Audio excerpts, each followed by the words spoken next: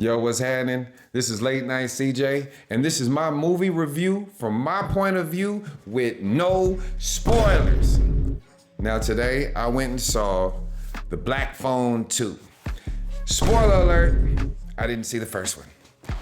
But if y'all been on this journey with me, y'all know that I'm new to this genre, so I kind of want to give it like a different look. And I promise, I'm gonna start watching other movies, but these are the only ones that's been coming out, so here we are.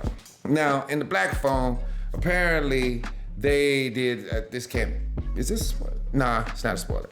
They killed the main guy with the horns and the smile and all of that, the brother, Finney, right? So in this one, being that I'm new to this genre, they made it very easy to adapt. Now, this is not a spoiler, but you know how they say there's no new idea under the sun? This worked out. It wasn't a new idea, but it actually worked. It was a combination of multiple movies to make this movie work. Now I know y'all probably like, how is that a combination? If I told you the combination, then that would be a spoiler. So let's just roll with it right here. Now, the sister, Gwen, is clairvoyant. She has the ability to see and everything like that. And this is where it's like, yo, I seen that movie before. And then they end up where they're at this campsite. That's enough right there. That's not gonna really tell you too much. But they ended up at this campsite. Guess which movie that was? It was on a lake too. But they brought it all together. And through her dreams, each dream took her a little bit further ahead in the future. She was able to see things and bring things together. Now, I will say this. At the beginning, and mostly through probably 2/3 of the movie, I was like, this is whack. Who wrote this? I could have wrote this, and I'm not even from this genre. But there was no scary moments, but I was like, man, what is this?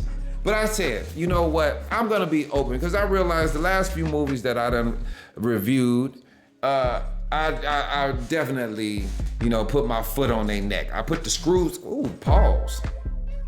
I definitely did not give it too much of a chance. See how objective I can be? I didn't give it too much of a chance. So I was like, I'm gonna go into this one clear-minded. But they wasn't giving me nothing at first. That's not a spoiler. But they wasn't giving me much at first.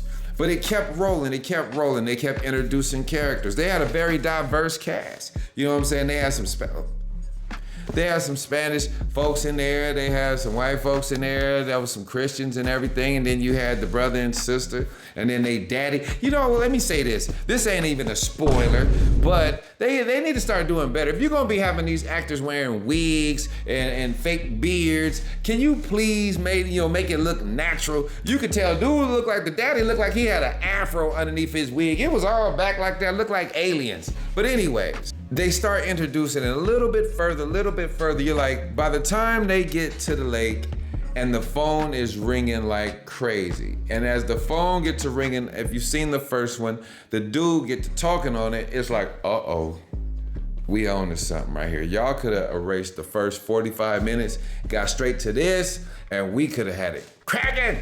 So it started getting on, start going and whatnot. And ultimately, what happens in most scary movies happens. But what threw me off, and this is not a spoiler, what threw me off is how do you have an ending like that? Now I know y'all were like, well then man, you might as well tell us the movie. No. This is Late Night CJ's movie review from my point of view with no spoilers. But the ending of the movie, man, I went here, then I went here, then I went there, then I was sitting there. Man, it had me emotional.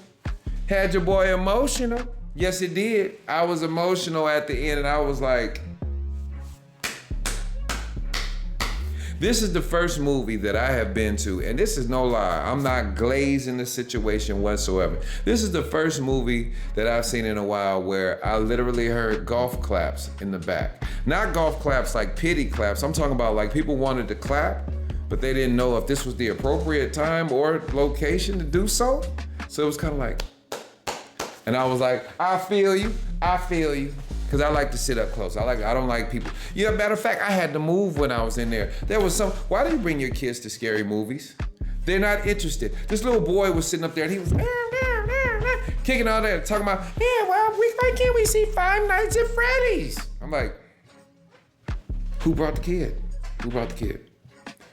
But anyways, if I was gonna grade it, I'll give it a 7. Yeah, right? I know. I'll give it a 7. I haven't really figured out what constitutes a 10, but I ain't really ran into it yet. So for it to be a 7, that's setting a high marker for me. I felt like I got a little bit of everything. I got the old school vibe.